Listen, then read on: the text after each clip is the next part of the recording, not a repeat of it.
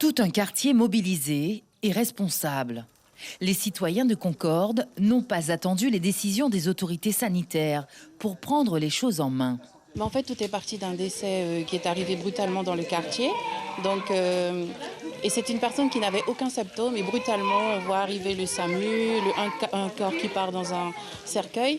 Donc ça a beaucoup secoué psychologiquement. Et après, c'est là qu'on se dit, mais c'est vrai qu'au niveau de Concorde, qu'est-ce qui se fait?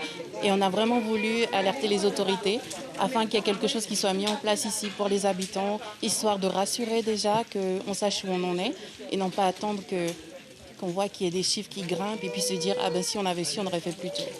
En général, l'ARS met en place une planification de dépistage massif en fonction des données épidémiologiques et donc en ciblant les quartiers. Avec l'appui logistique de la mairie, les citoyens ont donc alerté les autorités sur l'urgence de réaliser ces tests afin de rassurer les habitants, encore sous le choc. La personne décédée le 20 juin dernier de la Covid-19 était très impliquée dans la vie de la cité et a été au contact de nombreux voisins. Il était donc important de rassurer les habitants du quartier. Je suis allé de porte en porte prévenir les gens afin qu'ils viennent se faire dépister. Parce que je trouve anormal que beaucoup de personnes sont dans la cité, ils se promènent surtout sans masque, ils vont à droite à gauche. Alors j'ai dit non, il faut absolument. C'est pour ça pendant 2 samedis de suite, j'ai distribué des masques dans la cité pour tous les habitants de Concorde afin qu'ils puissent être protégés de ce coronavirus qui est vraiment très dangereux en ce moment. Un quartier pas complètement oublié, puisque de nombreuses campagnes d'information, de distribution de masques et autres consultations médicales y sont régulièrement organisées depuis le début de la crise. Mais des données chiffrées et localisées manquent.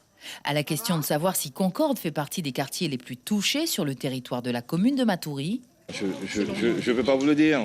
Ce serait plus sur du ressenti. Mais moi, il me faut des chiffres. Je n'ai pas de chiffres. Je ne fais pas d'études épidémiologiques sur le territoire. Moi, c'est l'ARS.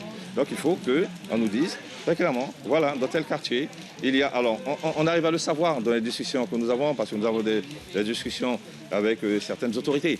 Mais il faut que véritablement, on puisse formaliser ça de façon officielle pour que les maires, eux, qui sont au contact de la population, qui sont vraiment les premiers à venir sur le terrain lorsqu'il y a un souci, eh bien, il faut que nous ayons des informations. Il faut que nous ayons ces informations. Plusieurs dépistages massifs ont été réalisés dans d'autres quartiers de la commune, notamment à Balata, Cogno ou encore Cité Soleil.